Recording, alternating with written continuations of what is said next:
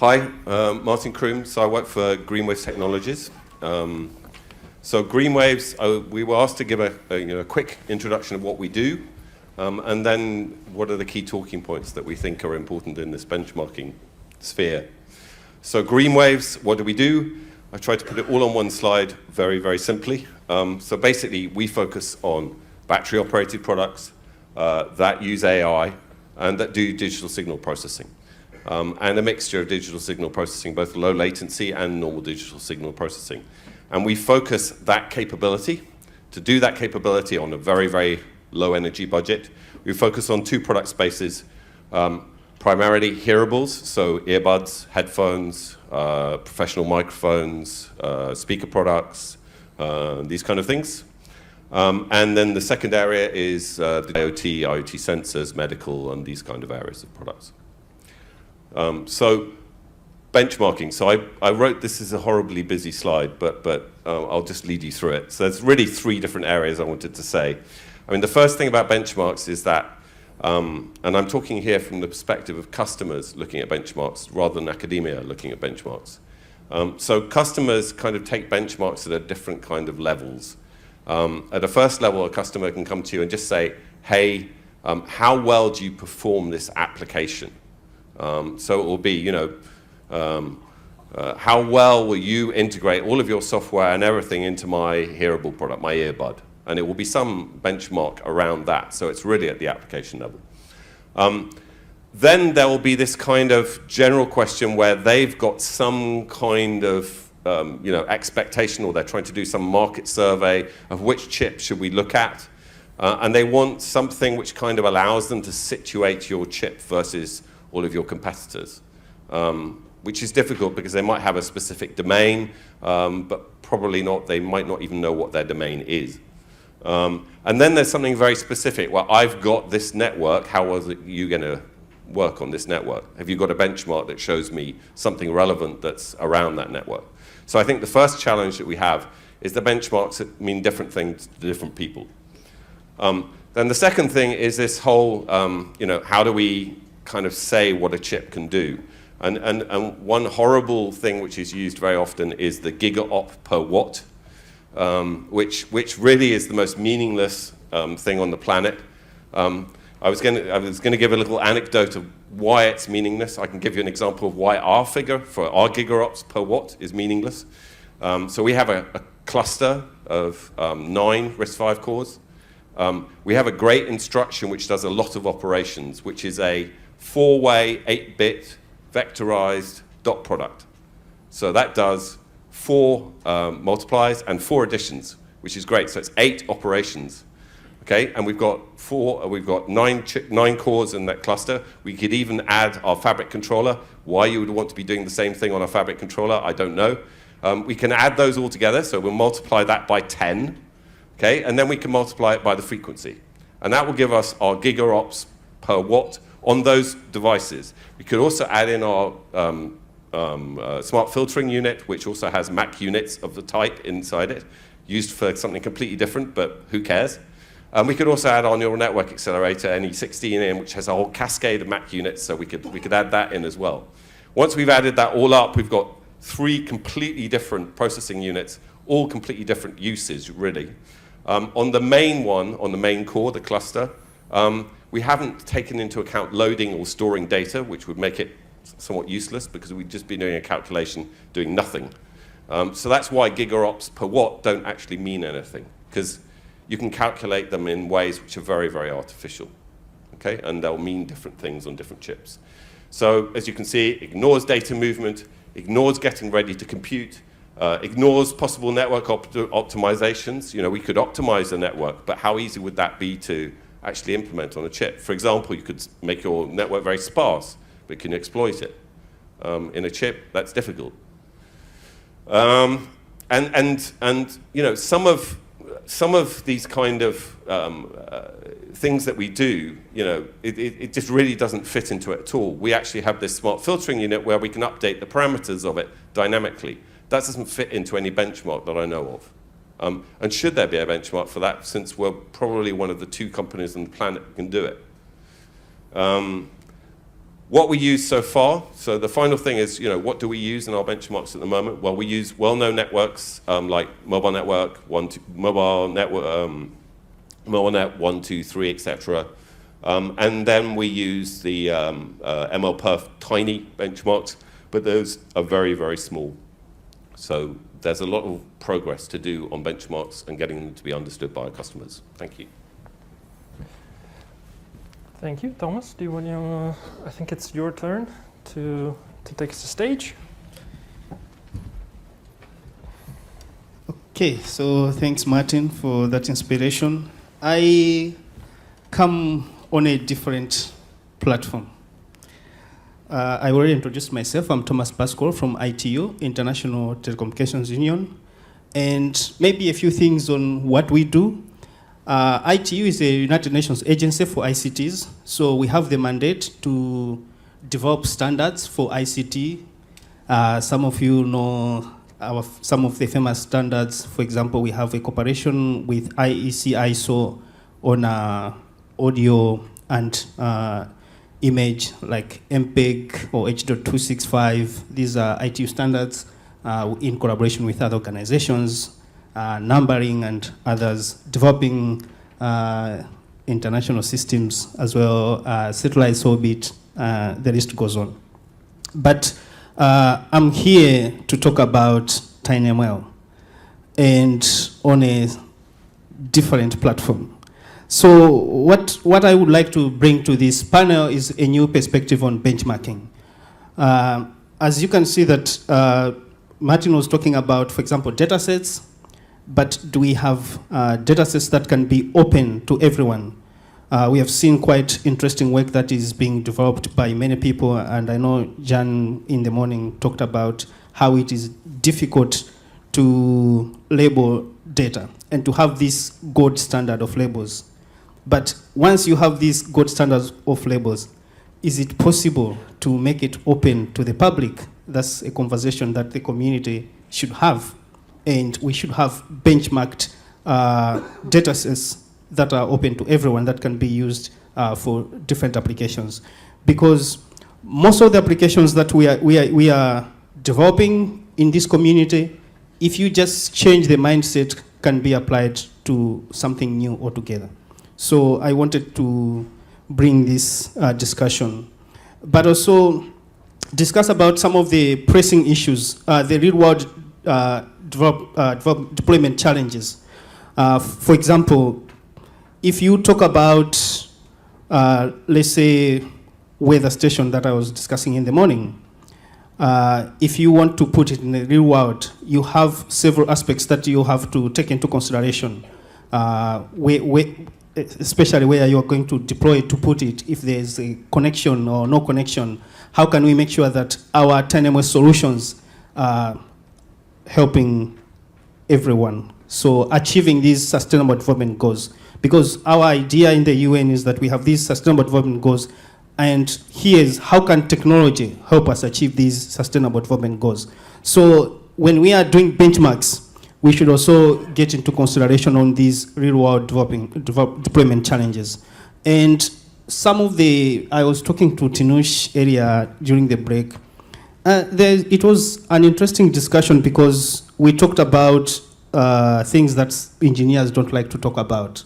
For example, sustainability, ethics. When we are developing or deploying these models, we don't talk about the ethics. We don't talk about the sustainability angle of these models or of these technologies we are developing. So let us think, when we are benchmarking or we are doing these benchmarks, we should include some of these conversations in our discussion. So yeah, I should stop there. I think I'm taking too much time. So yeah, thanks. Thank you, Thomas.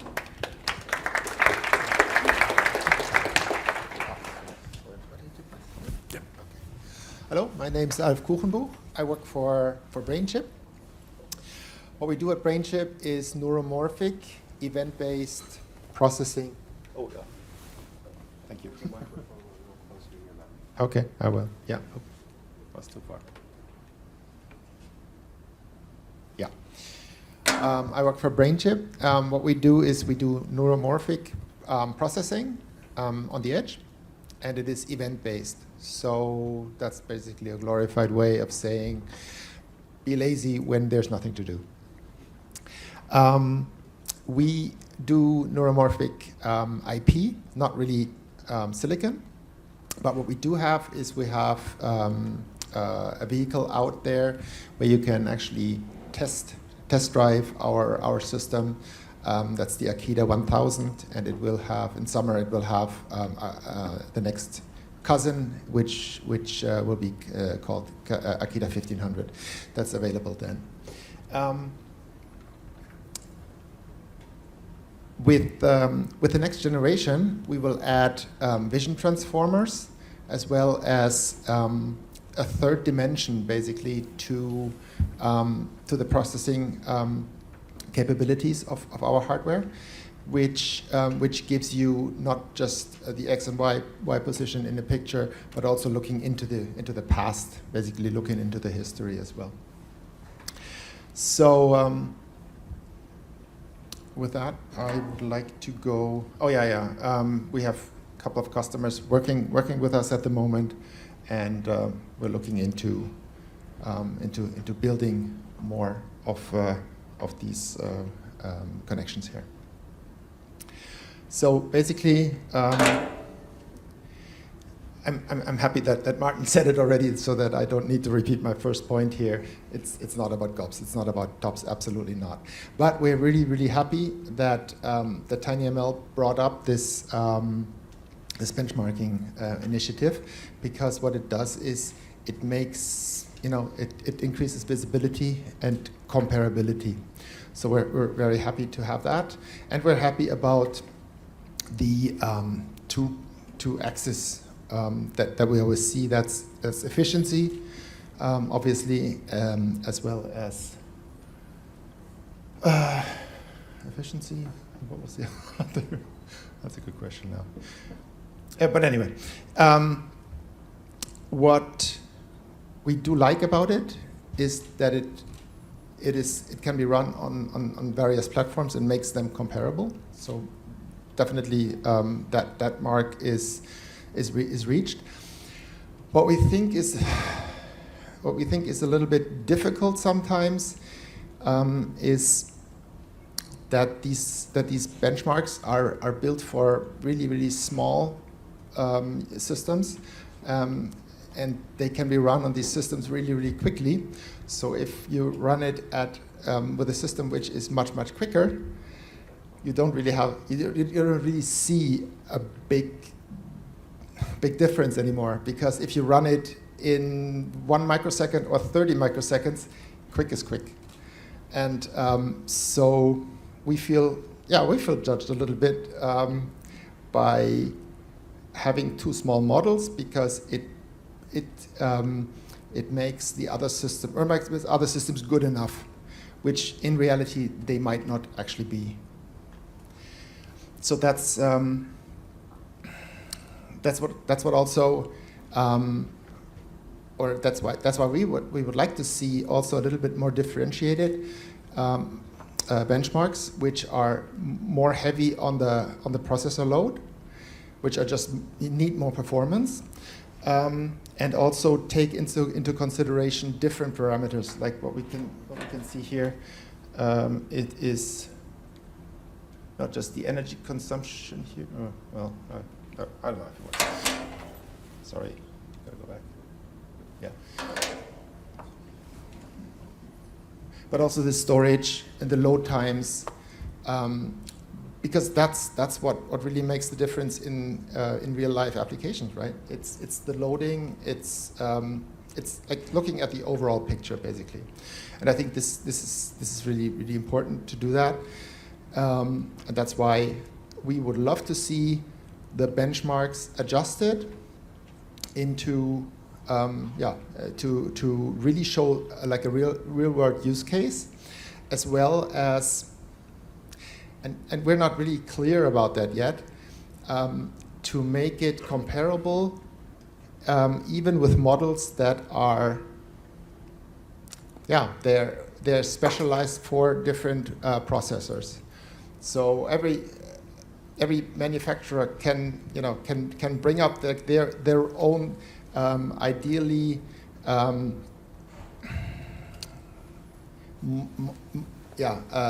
adjusted models where their own system can bring the most performance.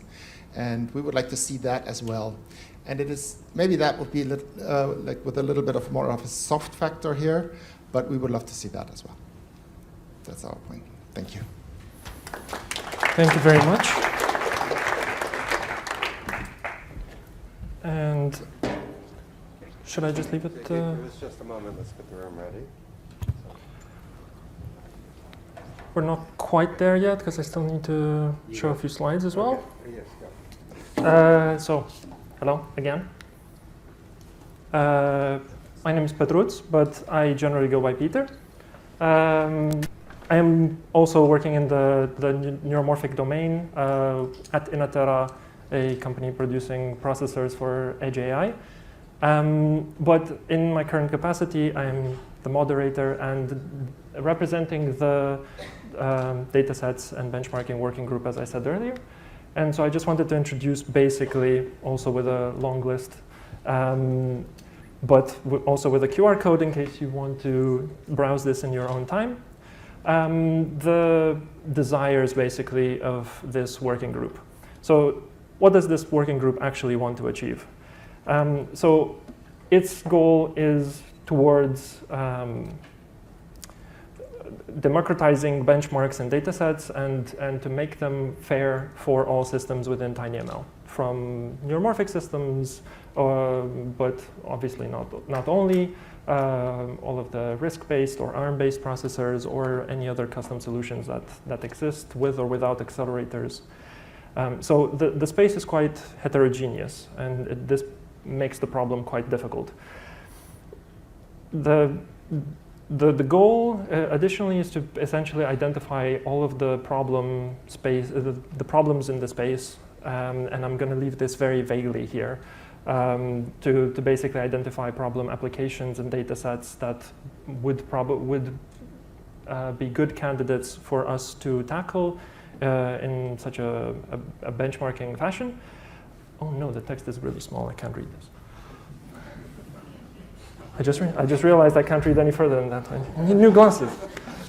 Okay, so realistically, a problem of some of the data sets, a problem with the current data sets that are used for benchmarks that has been identified is that they're not necessarily super realistic. And realistic in the sense of you couldn't just take the data sets that are currently available and use them to deploy a product in the wild.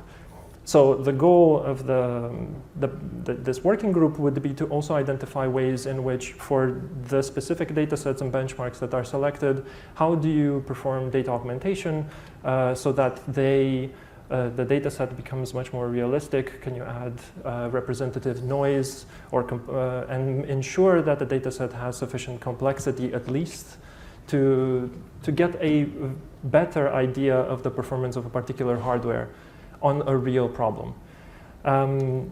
So yeah, additionally, once you start adding more complexity to a data set, can you also decompose what this complexity means?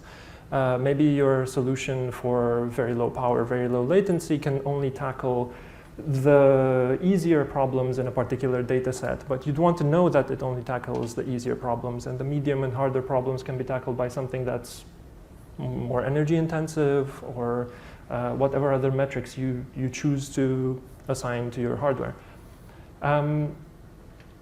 So how do we even share these best practices? Right now we're basically in the very initial phases where we are gathering information and gathering requirements of what such a data set or benchmark would look like. That's why we're here. It's best to gather the requirements from all of the stakeholders as early as possible. So if anyone wants to shout at any point, "This is rubbish," or something, don't do it, please. But write us in an email or join us in the working group, even better. If you leave your business card or drop an email to Rosina at the front desk, you can also get involved in this effort. touching base with what Alf and Martin were saying earlier, if you have a solution, I'm skipping a bit through these, by the way, but if you have a solution that you know works very well for your hardware, but the benchmark that you're trying to implement dictates that you have to use a particular model, you know that model isn't optimized for your hardware, but you really want to do it anyway. How do you compare a solution that maybe is, that you've tweaked a little so that it works on your hardware? How do you still compare against other solutions that probably should do the same? These are just some of the questions that are being asked by this working group. And as a vehicle for exploration of all of these problems, a data set has been selected, which is basically, I'm sure most of you are familiar with the visual wake words data set. We're proposing using an updated version of the same data set that has hopefully some of the features that I've just talked about with more complexity, fewer mislabelings, a larger data set. So, but also touches upon the elements that Thomas was talking about earlier, ease of use and basically accessibility of the data set by incorporating it into your favorite TensorFlow, PyTorch one-liner to download the dataset, for example. And I'm just going to end it with, once again, why are we presenting it here? Well, because everyone in the tinyML community is a stakeholder, and everyone here has a lot of expertise on the data, on data sets generally, on modeling of neural networks or other solutions for applications, but also on the underlying compute that would implement the models. And this would lead into a virtuous cycle of developing better data sets and benchmarks for the future that ultimately should lead to better hardware that are better suited to customer needs. So those were my slides. Thank you. And we're gently moving into the discussion phase of the session. To buy some time for people who want to maybe raise a hand and get the mic ready if they have questions, I'm just going to very quickly summarize what we basically, what I feel we've all agreed on the panel. So I'm going to say once again that it seems we're in agreement that we don't want synthetic benchmarks, that synthetic benchmarks are insufficient for us to communicate what we're looking for or what we're offering to customers. And it's not the best and fairest benchmark out there. And that industry and academia should collaborate to so that together we create fairer and better benchmarks for the entirety of the tinyML community and beyond. And I've already seen 2 hands, so this is gonna... Hi. So my question is to you, Peter, as a starting point. When we talk about benchmarking, are we talking about who is the target for benchmarking? Is it the chip board manufacturers, or is it the end users, application developers, students? I mean, who are we talking about in here? Because this can make a big difference. Like, for example, for me, when it comes to benchmarking, it's not just the board, it's not just the application, it's not just the model or the data set, because I said earlier that I collect my own data set. So for me, there's more to it. For example, this board is better than this, but this one has more communication tools. This one has more interfaces with, it can work with more sensors. So I might choose the slower one than the faster one. So how can you tell me that this is better than this because it's faster, but it can offer this and this and that? Are we there yet, or are we still at the board level, at the chip level, and forgetting about the other hardware that we might look at as well? So I could already feel Martin scooching forward because he wants to say something. If I may, I think that, so since you wanted my opinion specifically, I don't think we're there, and I think it's very hard to get to that point. The goal of the working group, essentially, I feel, is to create a suite of data sets that could be different modalities, could be multimodal, to be able to show for each application what the figures of merit, if you were, are for each system, for each application, for a solution. And through that, exploring essentially by proxy what you're describing. Does it have sufficient interfaces? Well, yes, because it can do audio by all of these different interfaces. Maybe not, yeah. But it would be a matter of clarifying really for each task whether it could run, I guess, with the live sensor with particular connectivities, or in the end, this effort is for everyone. It's also to inform the customers to give a better idea of what each system is capable of, more realistically for their solution. But it's also for students and other practitioners in industry and academia that want to more clearly compare to each other and whether their solution is viable. Martin, you wanted to add something? Well, I was going to say more or less the same thing that you just said, but basically you can't make it too large, I don't think. I think you have to concentrate on data points. But you have to say, like, this Yes. benchmarking is for this group of people. Absolutely, totally agree. And also this benchmarking is this specific aspect for these people. Otherwise, I think you get into a mess.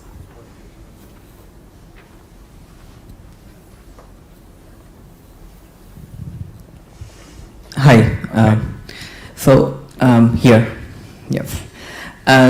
So compared to machine learning in general, like the benchmarks were there also for machine learning community, like, I mean, for example, ImageNet, right? 15 years ago. What are the additional challenges you see for tinyML community in terms of creating these benchmarks? Because some of the aspects are still there in the machine learning community in general, right? For example, you discussed ethics and including more aspects. So these are already well known. They should be there for benchmarks for tinyML, but what additional aspects we would be needing in tinyML community data sets for benchmark? Thomas, do you feel like there's anything to add on the... Yeah, maybe just a quick one from my side. I would say that some of these maybe metrics are known, but I wouldn't say that they are used. In the tinyML community, I think everyone talks about power, which is the basic. You know, when you're developing your models, you have to make sure that it's low power, and maybe the inference is quite good enough. But in terms of the power, we are talking about that maybe for inference, but do we talk about power in training time? When you are training your model, do you consider the power consumption of it and maybe to reduce that? So can we take these things into consideration, for example? So that's my angle of thinking, that when you are talking about the benchmarks, we have the metrics, but also there are other aspects that we need to consider to put into the conversation, which we know, but most of the times we don't consider them when developing our systems. So that's my angle. Maybe if you want to add. I would be from a different angle. I think one of the things which is kind of interesting about the tinyML space is there's a lot of different types of chip. If you look at ML Commons and you look at their data center or their inference benchmarks, unfortunately, like 90% of it or even more is basically NVIDIA. So it's a single chip. So it's actually quite easy then, you're just comparing how well are people using NVIDIA chips and what's the next NVIDIA chip doing. We're actually all doing different chips with very, very different structures, and I think this was mentioned earlier. It's difficult to benchmark things which are so different, which is why I think the open class in the ML Commons would be a very interesting benchmark for us to all do. However, that brings another challenge, which is that then there's a level of expertise above the chip manufacturer's expertise to a certain extent. I mean, our business is not doing software and not doing models.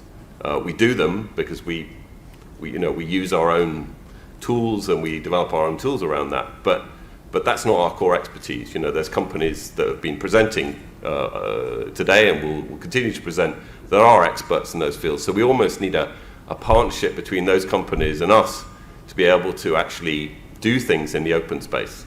And I'd really like to see that happen. And I've been trying to get that to happen. But it's not easy to get that to happen. And then, if one of those partners works with us, but is that fair versus them not working with someone else? Again, how do you compare that? So it's very tricky. Do the panelists believe that there's already a sort of consensus on how to do measurements, what the figures of merit are and how to gather them and report them? That's clear, at least in your own subset or slice of tinyML versus the rest of tinyML? Alf, do you have any? No, I don't think so. I think that it very much depends on basically on the sweet spot of the designs. So it's that's probably something where we need to flesh out way more to get really to comparable benchmarks. I mean, I totally agree with Alf that at the moment, MLPerf Tiny, they're teeny models, right? They show one aspect. We were actually quite surprised that we did relatively well in that because it's really not what our customers are doing with the chip.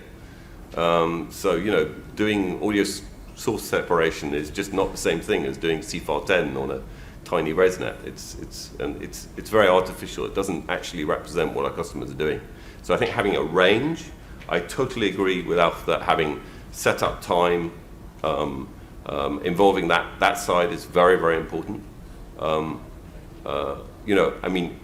I understand what you were saying about short inference time and going fast, but if you can switch on and off very fast, then short inference time and going fast is actually fine. So again, if you can take into account switching on, doing something, switching off, and how much are you consuming when you switch off, and how long does it take to switch on, those are all things which are super important in a benchmark, which we're not really measuring at the moment. Evgeny, you had a point from very early on. Oh, okay. Yeah, definitely agree with you with the startup time. I think this is something where we should measure because in some applications that is very important. My consideration is that I'm gonna make now is based on what we have learned today on the role of feature extraction, because we talk a lot about ML, but there is also a part of pre-processing that is completely ignored. Do you think that we should include the pre-processing evaluation also in the benchmarking? Yes. Yes. Yes, absolutely. I mean, it's absolutely, and if you do it off chip, and you have to do it on another chip before it gets to your chip, or you go through pads, which cost a lot of energy, yes, absolutely. And in fact, you're absolutely right that the existing tinyML keyword spotting, MLPerf Tiny, ML Commons Tiny benchmark on KWS, the MFCC is already done on the data. Yeah. And we actually argued that it shouldn't be. So, yeah, but it's difficult because, again, there are different implementations of that stuff. So that's tricky. And there are chips that don't know how to do it. So. Nice. Yeah, so something you guys were talking about was, having sorry, I'm over here. So you're talking about having the current benchmarks, the models aren't big enough for showing off on certain devices. And actually you brought up with MLPerf Tiny, you have the open version. One thing I was thinking about though is regardless of the model size, with the current MLPerf Tiny, it seems like the current scenario isn't that useful in a sense, because it just shows it. Because I guess latency isn't necessarily the only thing you care about. Maybe if you guys could comment, is there certain scenarios that you imagine would show off tiny models or tiny systems better? Maybe within a certain window of time, you have to perform this inference, and you're measuring like the energy, the energy used to do it within this window of time, or I don't know, comments on like the scenarios that you imagine would better show off these tinyML systems. Go on then. Sorry. Well, MLPerf Tiny at the moment measures latency and energy, and the energy is actually optional. You don't have to measure it. Yeah. It is measured within a time slot. You do an inference. There's a call to a setup method, and then you do it, and then it measures. What you do in that setup, you're not supposed to copy stuff around. You're supposed to, prepare yourself, but take the input and be ready with the input, but not more than that. Sorry, maybe to make it clear, like, I was imagining that one scenario would be, like, say, so in the MLPerf Tiny, someone proposed a battery estimation or state of charge for battery. Yes. I guess you don't need to perform that 1,000 times a second, right? Like you could perform that like once every 10 seconds. Right. But the metric of interest is you don't want to use up too much energy to calculate that energy of the battery, right? So like that would be a very specific scenario for that specific application. Yeah. So can you imagine like, is there a specific scenario? Like I'm just imagining maybe the future of the benchmarks would be more specific scenarios for that application rather than the same scenario for every application. Okay, yeah, I get your point. Yeah, why not? I mean, I think to a certain extent that's happening at the moment a bit, but since the benchmarks are very artificial, there's not much of an application, so it's difficult to imagine what the scenario would be, unfortunately. Yeah. Okay. Please go ahead, and then we'll move to the left side for all of the questions. Yeah, I think first I am very glad to see that there is no disagreement on the panel that current way of benchmarking is not doing anything useful. I think that's what I thought 3 years ago when I had this discussion with Vijay on this, because it was designed for a completely different reason and for completely different systems. And fundamentally, we are heterogeneous the way it was designed for homogeneous system. It's like one network, one framework, TensorFlow, one architecture, and it was done for a reason, right? So, and we are very different, very heterogeneous. It's different architectures, different networks, different use cases. Everything is different. So I think to me the only way for us, useful way, would be started from the top down, from the use case, pick a use case, air quality detection, and then have golden standard data sets for this case, and then just people benchmark on how you do it in terms of energy, latency, time, and any kind of these parameters. But let all the architectures, neuromorphic, brain chip, analog compute and memory, all of them kind of do this use case in the best possible way. I think that would be a great way of doing it. And that's what end customers care about this anyway. And I think the data sets question that becomes important, because the way you design data set will drive these decisions one way or the other.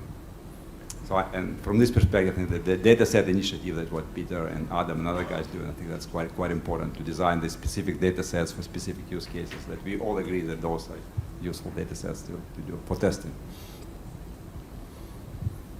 So I'm gonna add you to the panel now as well. Do you and this is a question for everyone else as well. Do you feel like the selection of the data set is appropriate or sufficient as a starting point? This particular one, the visual wake words. Does it include or encompass? Does it include most of tinyML, or does it have sufficient complexity, for example? Well, I mean, from my own experience, because we do talk to customers quite a bit, you can break all the tinyML use cases in maybe different categories: vision-based, audio-based, and other type of modality like inertia, environmental. So I think that the one for vision, that's a pretty good one. I mean, as a very broad use case. Maybe as we design more and more applications, like for example, Jan showed this morning that health is an important area. Maybe there will be some specific data set for health monitoring type of devices. But for vision, I think definitely that's probably a good start. Yeah, I'm Thomas here from ARM. I think you stole most of what I was going to say. Yeah, I agree completely. But what I wanted to say is that I think my reflection on this is that if you have data sets that are relevant and good and span across, it's very much what you said, Evgeny, span across all interesting use cases, I think that's where we can do the most good, because you can break that down academically, so academia can just try to make the best they can out of that use case and have complete freedom and just see what is possible with this data to achieve. Because then my experience is that once you actually deploy these things on real hardware, what is a very, very important metric is the accuracy. So if you know that you can, this data set is possible at 98, and someone gives a figure at 96% or something like that, actually that could be maybe a factor of 100 less energy or something like that, and sometimes it's a factor of 2. And it's very, very, sometimes it looks like a small number, but it's a huge impact on how you can solve it. So so one thing to break it down is perhaps then to not pin down how people solve the problem, is what at a particular accuracy, how efficient can you solve this? Because I think the actual customers might be happy for some use cases with 90% accuracy, because it's something that doesn't require much safety or something like that.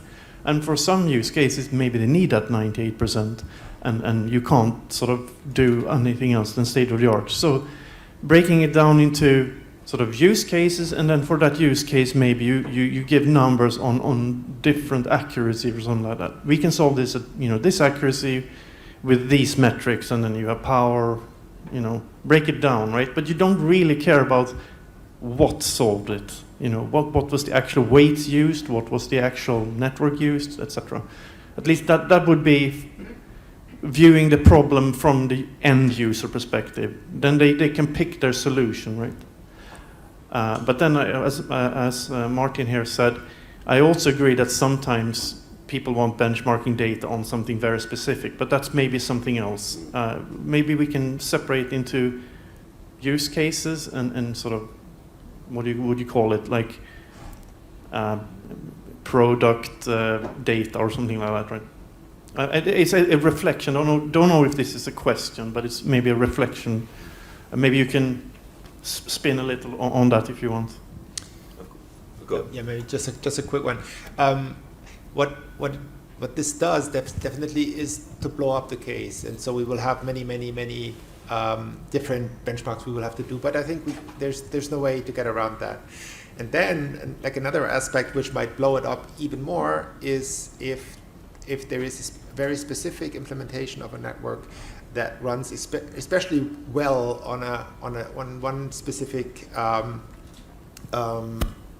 implementation, then this should also be shown.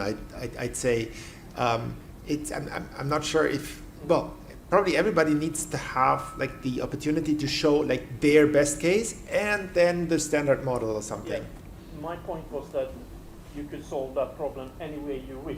Exactly. I mean, for academia, they can show what's possible, but when you show it, you don't have to say. You could use whatever method you want. You could prune it for your architecture and do it exactly the way you want. But what you need to show is at what accuracy did you solve it. Right? Not the way getting there.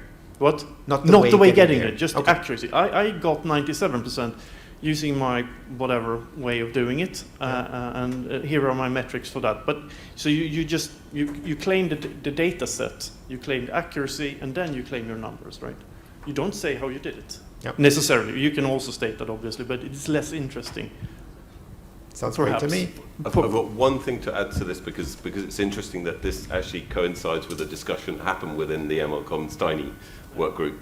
One of the I totally like the idea of coming from the data set and solving the problem from the data set, because I think it's much more customer relevant, and I totally agree with you on the accuracy side. There are some challenges to that. There was always this kind of feeling in that work group that everyone, 50% at least, wanted a reference platform. So they wanted to have some kind of platform that you can have an example and it shows you exactly how you're measuring for example, power, right? How do you do the energy measurement? At which point are you starting? What point are you stopping? Which is quite important. I mean, I agree with that. The trouble is, if you take a reference platform of whatever it might be, you're instantly limiting what can be done, because you limit the model size that can be done. It's, oh, my reference platform only has 200K of memory. Okay, well, then now we know how many parameters we're allowed, right? And that's actually what's kind of frozen that organization. And so I think you almost have to come from the side, but there is a challenge. How do we establish fair measurements that really can be understood by everyone and don't get cheated on, basically? Just carrying on from that, I wanted to ask a little bit about quantification, actually, in two different aspects of it. Yeah. One is accuracy quantification. Leading on from that, if you get 1% less accuracy but you use 1/10 of the power, that might very well be a valid choice. But also accuracy, taking into account imperfect data, I think it's very important. Robustness, right. Graceful degradation, because the data that goes into these things in the wild will not be perfect. There's going to be noise, the sensors will wear out, there's going to be potential errors, everything else. A really useful edge system has to be robust against all those issues, and too many benchmarks that you see just ignore that completely. And it's an important consideration, I personally believe, and it's going to become more important, I think, as time goes on. So that's a quantification in the presence of imperfect data. Also, in terms of energy calculation, it's already mentioned by two of the people today, ops, GOPS, TOPS, whatever you want to describe it. Increasingly, data movement is the dominant. Absolutely. I mean, what I wanted to ask the panelists is really, how dominant do you think it is? I mean, is it like 90% of the energy, whatever, or 50? It's more than 50 probably in many cases. It does depend on your CPU and how far your data is from the CPU and everything. This is one of the advantages of Neuromorphic, perhaps, is that you're sending very few small data points around, or compute in memory, you're sending a few little little 1-bit messages around the place. So compute in memory, memristors, that kind of thing is an issue potentially. And going on from that point, how well can you measure the total energy in these very tiny devices? Can you accurately measure? I mean, really accurately measure it? And so it was a question for you, really. Can you accurately measure it? And what percentage of the energy do you think is data movement compared to CPU? Can we just go for that? First the speaker goes. So the answer on the data movement versus the energy and computation, there's another dependency, which is the model. There are very different layers in models which have very different. So we basically tend to look at a number of max per parameter, which gives you a good idea of how memory bound or compute bound you are. And at a certain level, you transition. And there are certain models where, for example, piecewise convolutions tend to be fairly compute bound, whereas an R and N tends to be paralytically data bound, just because of the way the weights are done.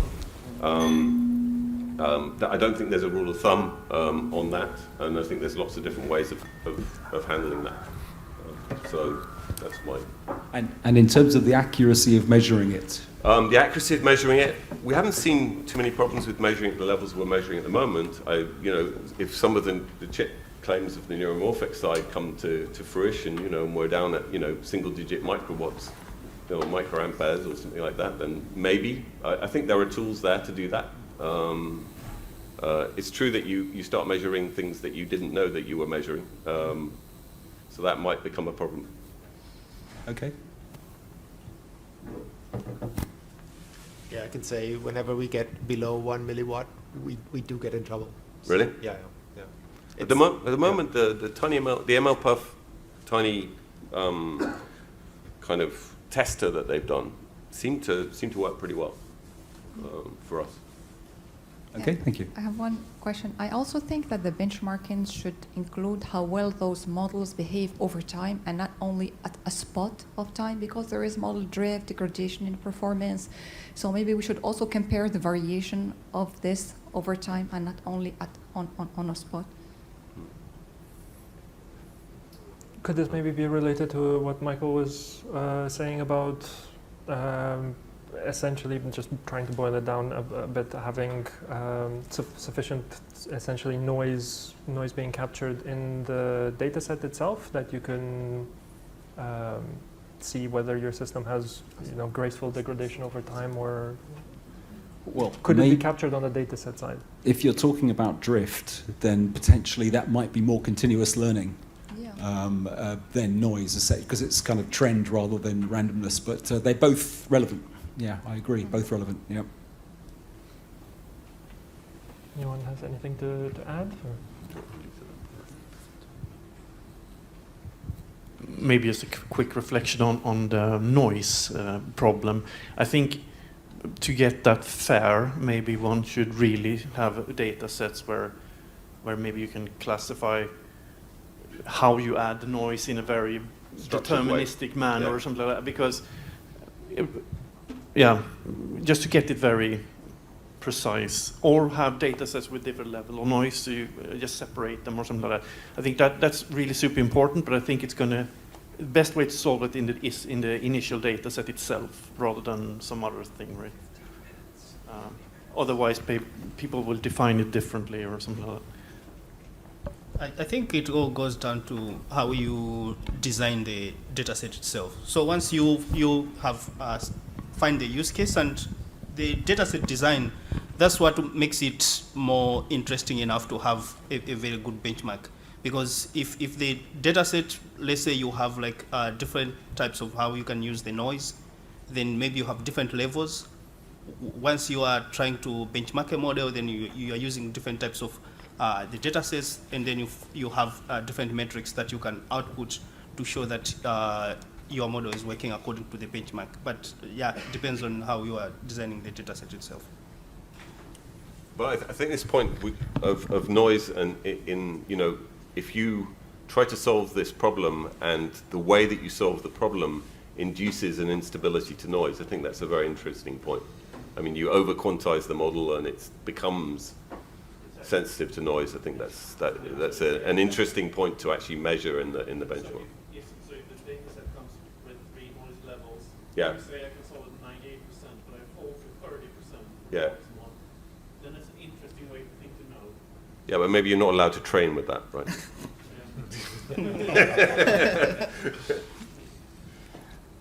So a reflection on what Thomas said before. So I really like the idea of the benchmarking, the accuracy, reporting the accuracy for specific use cases. Also because I feel that in tinyML we are missing the reference models. I mean, if we look at the mobile space or the cloud space, we have reference models designed, I don't know, by Google or other big players there, like with Inception V3 or other big models. In a tinyML space, it's like blurry. I mean, we don't have reference models, so we can definitely provide the use case and evaluate the accuracy. The only probably concern in my head is we coupled the benchmarking of the tools and the platform, because we have companies that are designing both the tool and the platform. Companies are only design the platform, or companies are only design the tool. So do you think that we should try at least to harmonize these and probably decouple these two aspects of the benchmark, or instead we should keep it all together, and which is going to be the benefit of the tool and the platform? I think it's very difficult to dissociate the two. Yeah. I mean, as far as we're concerned, we design both at the same time. Yeah. So we design the tools at the same time as design the platform. And I think if you go to these guys, or even worse, those guys, I don't think it's impossible. I think it's impossible. So yeah, absolutely. What did I do? Because this is a reflection of the presentations we got today. I mean, if you look at is the heterogeneous and the beauty at the same time of the works in the tinyML world. We have companies with only the tool, for instance, they optimize for platforms. In some cases, like you provide the tool and the platform, yeah. And so you can definitely. Yeah, I still think that's. I agree that there are benchmarks, and that's what's happening with the NVIDIA stuff, right? It's different runtimes and different things like that. But I think I think starting from the data, we don't have that problem, because starting from the data, we say, okay, this is the data set. This is, take this data set and benchmark off that, and then benchmark model accuracy. So we'll have some people who do model accuracy, and they'll come up with a great way of using that data and making a small model with it.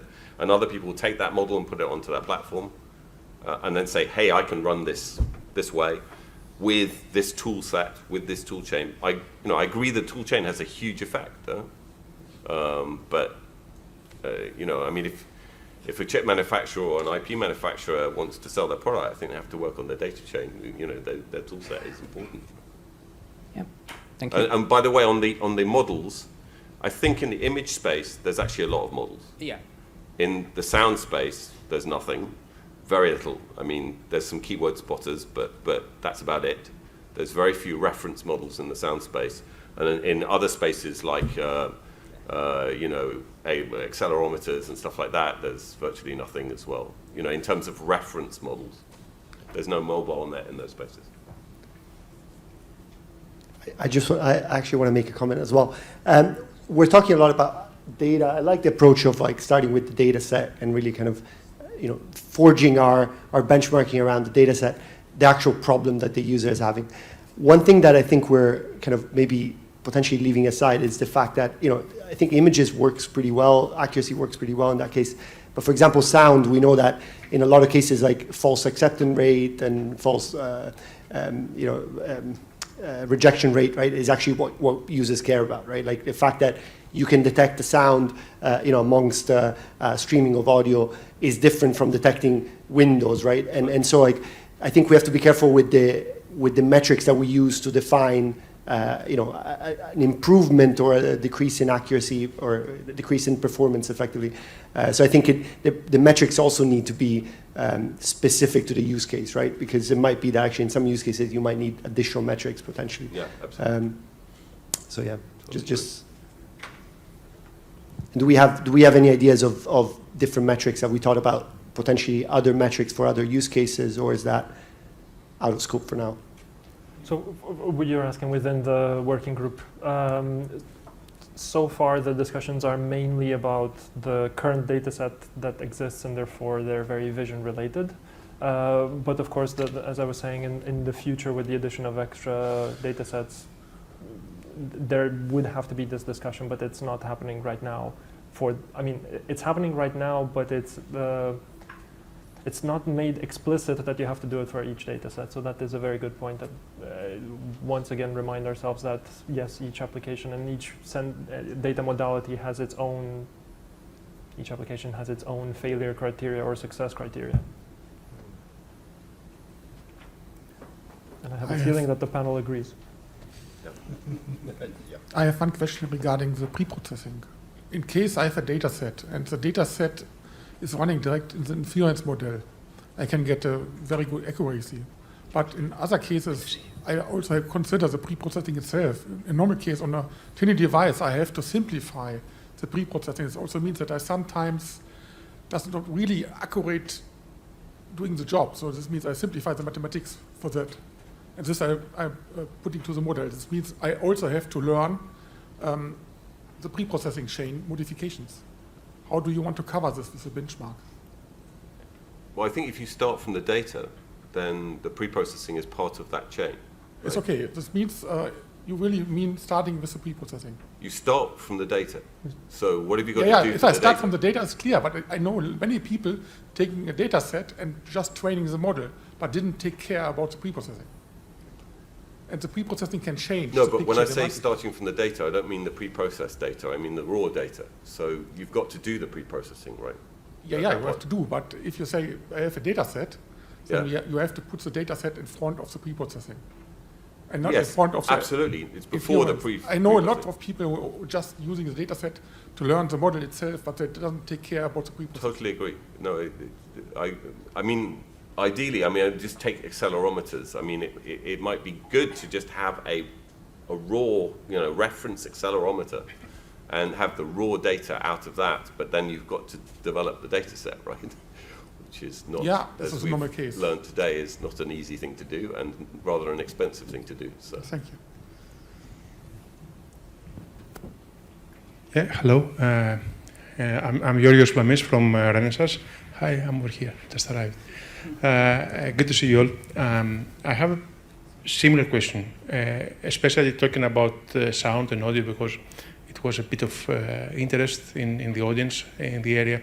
And indeed, the dataset can be some keywords that are specifically recorded, but we need to make sure that the dataset at a certain point has all the parameters that a human will talk as a human will talk on the device. I'm talking here with a microphone.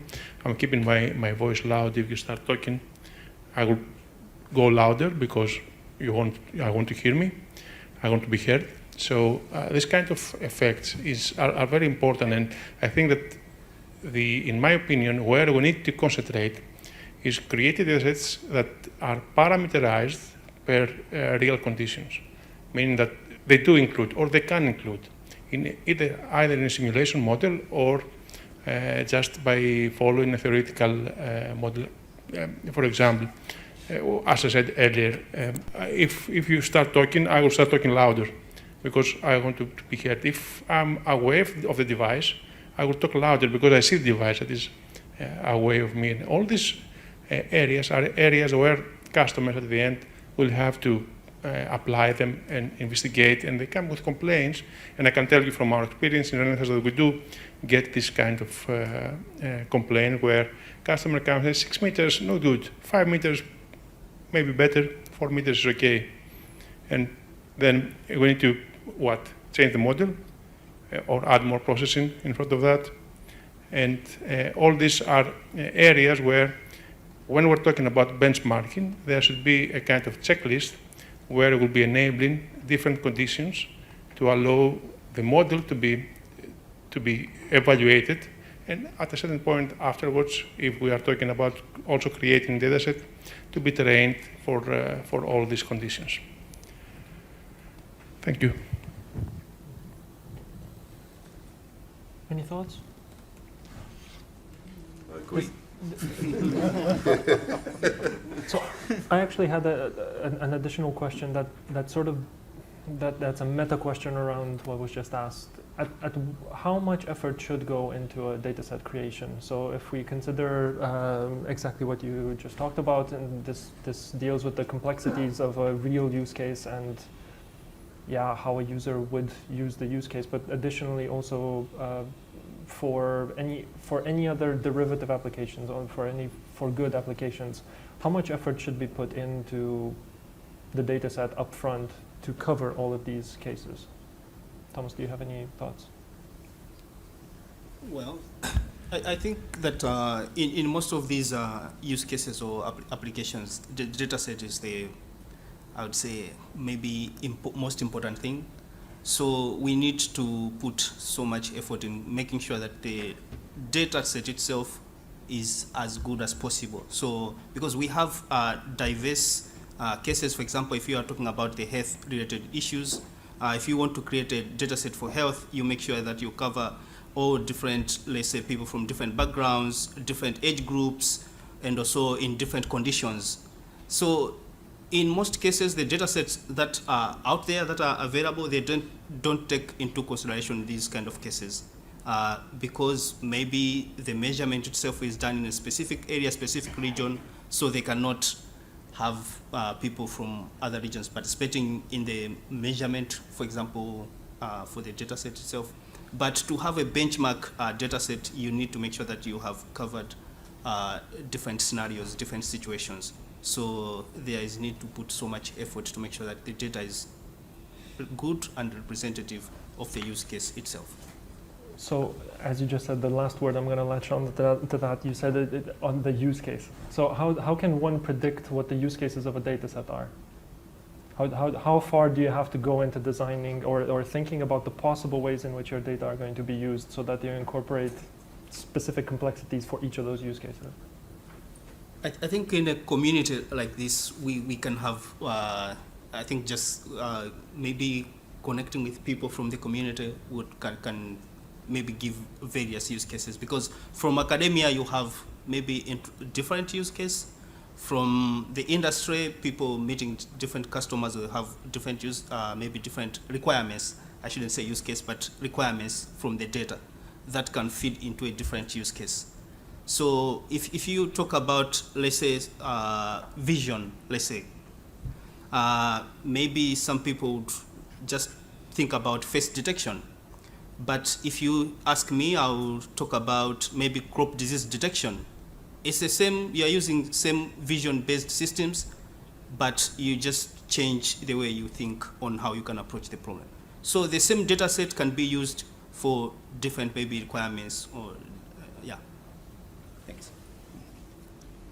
Yeah, I think the only point I thought was in terms of the in terms of the data set and the quality of the data set. I don't think we should go as far as the augmentation of the data set. So I think synthetic augmentation of the data set should be up to the person who's responding to the benchmark.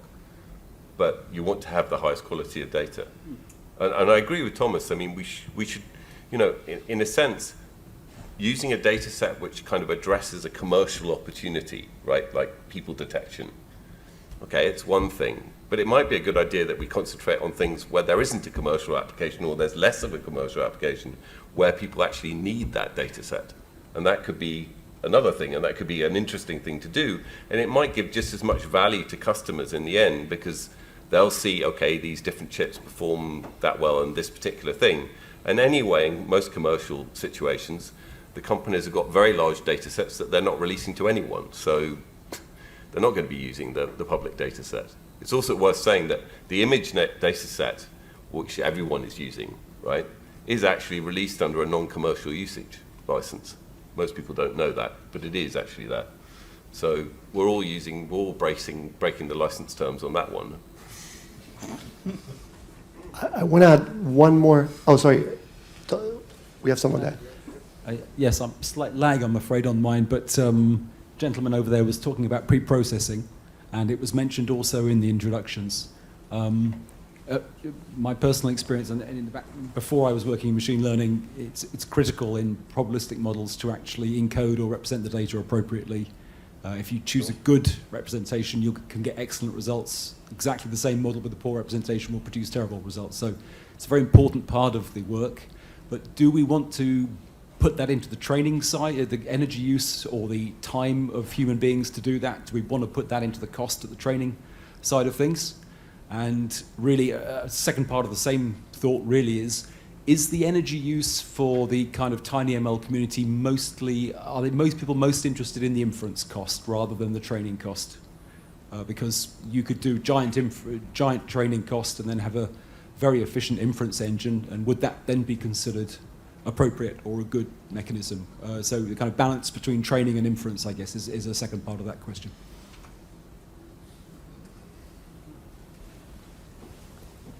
Don't be shy.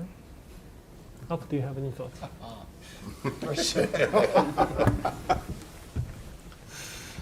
There's two sides to that, obviously. If you look at the total cost of ownership, then that's definitely a different thing than when you look at just look at like the specific case itself, and that probably comes with volume. So if volume is high, then what you want to do is you want to put in more effort into the front loading. That's my approach.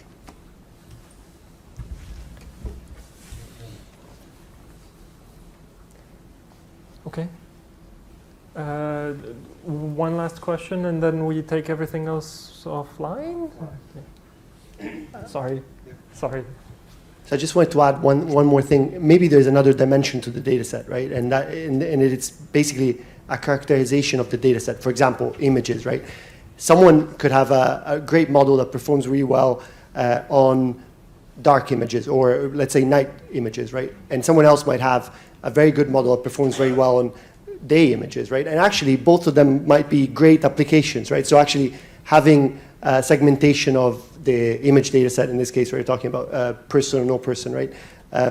Could be interesting, because actually you might want people to compare different night vision applications versus like day vision applications, right? Like, and that could work for, voice, how far are you from a device, or it could work, so there needs to be some sort of extra characterization, I think, on the test data set more than on the training data set, right? So you can train a general model, but then have a test data set that's specific to specific classes So you can characterize that differently, effectively.